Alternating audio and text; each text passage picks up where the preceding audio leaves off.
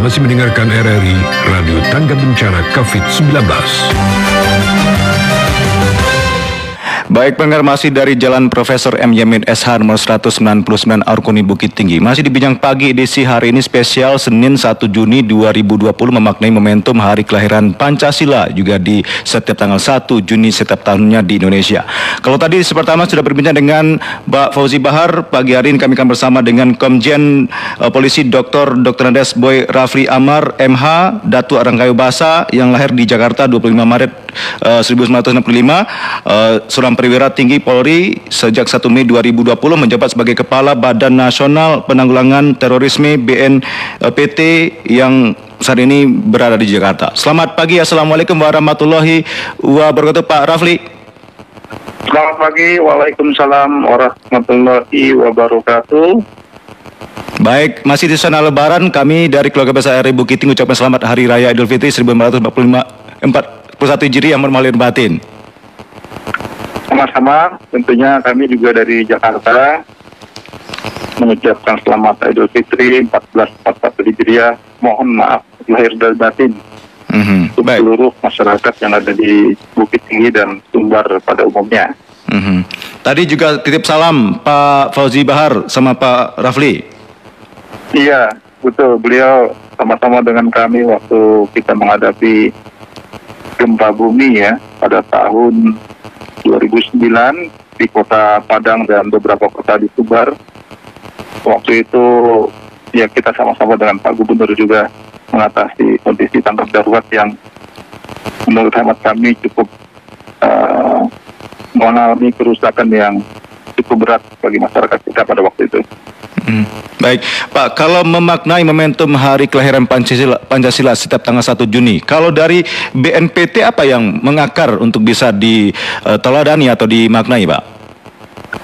Ya, kita hari ini pertama tentu harus mensyukuri bahwa bangsa kita memiliki yang kita sebut sebagai falsafah bangsa, ya, ideologi bangsa dalam kehidupan berbangsa bernegara, yaitu Pancasila. Ini adalah buah hasil pemikiran karya agung bagi para pendahulu pendiri bangsa ini ketika bangsa kita akan berdiri di tahun 1945. Ini adalah ideologi pemersatu di tengah keberagaman bangsa Indonesia. Hari ini kalau kita ditanya tadi mengenai bagaimana perspektif BNPT, sebenarnya hari ini tengah terjadi pertarungan antara ideologi Pancasila dengan yang sifatnya non-Pancasila. Karena Pancasila ini mengedepankan semangat tentunya keimanan, ketakwaan, rasa kemanusiaan, persatuan, azas musyawarah, mengedepankan rasa keadilan. Oleh karena itu, kalau hari ini kita melihat fenomena-fenomena kekerasan, kalau katakanlah dikaitkan dengan tugas BNPT berkaitan dengan tindakan-tindakan keras, radikal, mengarah perbuatan teror, tentu itulah pertarungan hari ini yang terjadi. Oleh karena itu, kita sebagai anak bangsa yang terlahir dari masa ke masa, yang kita yakini Pancasila sebagai alat pemersatu bangsa kita, harus dapat diyakinkan kepada semua anak bangsa agar tetap lestari dalam kehidupan kita sebagai nilai-nilai yang hidup, nilai-nilai yang mengedepankan semangat kegotong royongan, semangat untuk bertoleransi dalam kehidupan beragama, semangat bermusyawarah di dalam menghadapi berbagai persoalan bangsa termasuk dalam kehidupan yang demokratis. Itulah yang tentu diharapkan dari waktu ke waktu dapat kita jadikan rujukan. Jadi menjadi nilai-nilai yang hidup, nilai-nilai yang ada dalam setiap relung kehidupan bangsa dan negara, sehingga upaya cita-cita proklamasi untuk mewujudkan bangsa Indonesia yang berdaulat, makmur, adil, sejahtera bisa kita wujudkan bersama-sama antara unsur pemerintah dan masyarakat. Saya kira demikian. Baik, Pak Jenderal, kalau tadi Pak Fauzi Bahar mengangkat atau juga melontarkan tentang P4 lagi. Nah, kalaupun Pak Rafli setuju lagi Pak, P4 dikembalikan untuk dipelajari bagi anak muda di era milenial saat ini? Memang tentu pemuliaan, saya katakan ya, pemuliaan nilai-nilai luhur Pancasila itu harus terus disosialisasikan kepada anak bangsa. Hari ini informasi yang masuk kepada generasi muda Indonesia itu entah dari mana saja. Terutama tentu kalau kita lihat saluran media sosial. Yang sifatnya justru banyak informasi yang tidak sesuai dengan nilai-nilai luhur bangsa. Oleh karena itu kita harus berupaya agar ruang publik di negara ini itu diisi terus dengan upaya-upaya mendiseminasi nilai-nilai luhur Pancasila. Karena kalau tidak, yang pada akhirnya nanti anak bangsa ini lebih memilih atau ikut di dalam arus informasi yang justru tidak bersumber dari negara kita dan bahkan bertentangan dengan nilai-nilai luhur Pancasila. Oleh karenanya kita harus berupaya agar ruang publik yang ada di Indonesia ini diisi dengan bagaimana remajaan nilai-nilai Pancasila ya, rejuvenile Pancasila itu dikaitkan dengan kondisi kekinian. Jadi kalau dulu ada P4, tetapi intinya itu adalah mengedukasi, mensosialisasikan, kita dapat mencari bentuk-bentuk baru yang sifatnya dialogis, ya, dialog interaktif, dialog setara antara warga masyarakat sendiri. Bagaimana sebenarnya kita sama-sama memaknai nilai-nilai Pancasila. Itulah yang tentu harus terus kita gelorakan. Baik, tapi kalau sedikit RRI punya sejarah ketika P4 itu dilaksanakan kan biasanya momentum tahun ajaran baru ya Pak Rafli ya. Contoh mungkin ada anak-anak mau masuk nih SMP, nah ikut P4. Nah ini gimana? Efektif atau tidak? Ataupun tadi dengan dialog saja itu momentumnya cuma 1 hari selesai atau gimana? Tentu dengan metode seperti P4 itu kan lebih kepada sifatnya penataran. Iya, penataran. Ini kan hanya masalah nama saja. Menghafal dan ditanyain ya Pak ya? Iya, sistem dan metode kita. Kalau kita mau mengadopsi cara-cara yang pernah kita lakukan tentu juga bukan berarti itu buruk, itu bagus. Kita sesuaikan dengan kondisi anak-anak kita sekarang yang tentunya juga kritis ya terhadap berbagai fenomena kehidupan. Di samping pembekalan, penataran itu kita harus libatkan generasi muda berdialog. Jadi berdialog setara dengan kondisi kekinian dan mereka juga diminta berargumentasi, berpendapat. Misalkan konteks kehidupan dengan sila ke-1.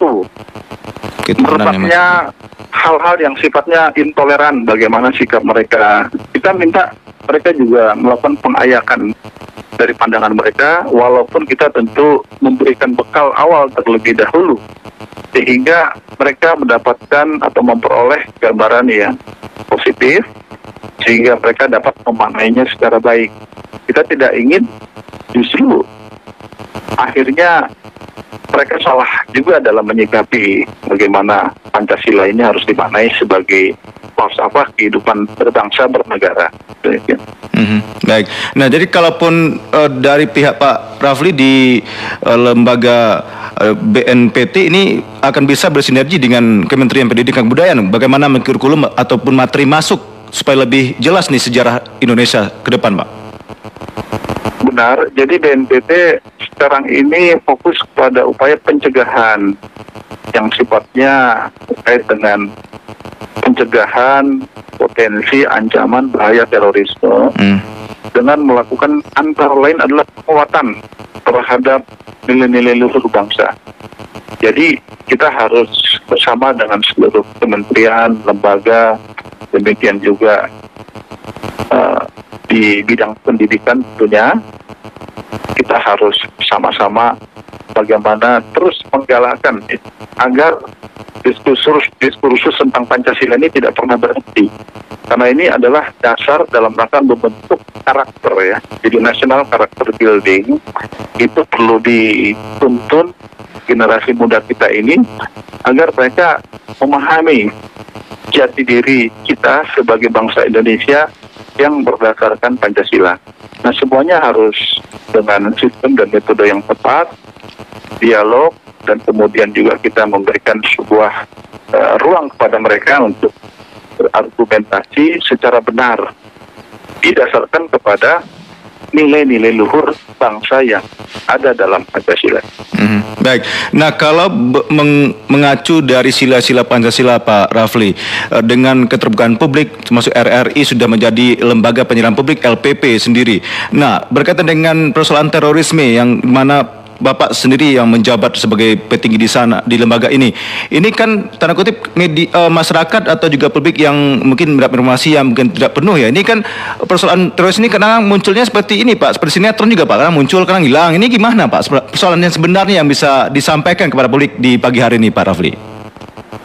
Iya, kita harus menyadari bahwa pergerakan kelompok terorisme yang mengusung nilai-nilai kekerasan itu adalah sebuah kejahatan, dan bahkan di dalam hukum kita dianggap sebagai kejahatan extraordinary, kejahatan yang sangat serius. Dan oleh karenanya sebagai lembaga penyiaran publik kita berharap juga tentu RRI termasuk lembaga penyiaran publik lainnya, apakah pemerintah maupun dikelola oleh pihak swasta, bagaimana agar nilai-nilai kekerasan yang dilandaskan diawali dengan pemikiran radikal yang intoleran ini bisa kita eliminasi, kita bisa eliminir dalam arti kata jangan sampai nantinya membahayakan kehidupan bermasyarakat, berbangsa dan bernegara. Karena kalau itu masih masuk dalam suatu kategori pemikiran, gagasan, tetapi apabila itu sudah diwujudkan dalam sebuah tindakan, maka tentu akan bersentuhan dengan nilai-nilai hukum yang ada di negara kita. Dan juga secara luas dapat menyentuh rasa kemanusiaan. Karena kita tahu bahwa kelompok-kelompok teroris yang hari ini antara lain ya ada di pergerakannya, kita pantau terus di Indonesia ini, senantiasa mengusung simbol-simbol agama.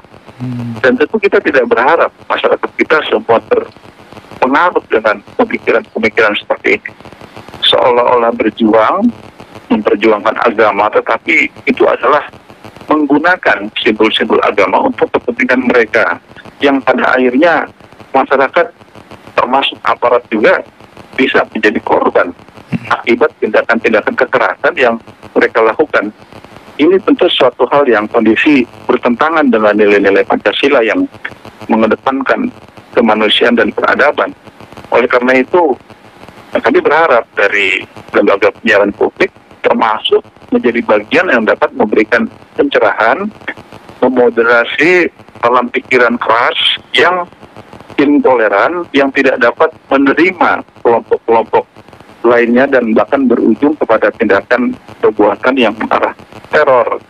Inilah yang terus harus kita jaga agar jangan sampai generasi muda kita yang kami lihat selama ini cukup banyak direkrut, diajak, dan bahkan ada di antara mereka didoktrin sedemikian rupa bersedia menjadi pelaku bom bunuh diri. Ini sesuatu yang kondisi tentu harus kita jaga, jangan sampai ke depannya semakin banyak generasi muda terbuai dengan ajakan-ajakan seperti itu. Baik.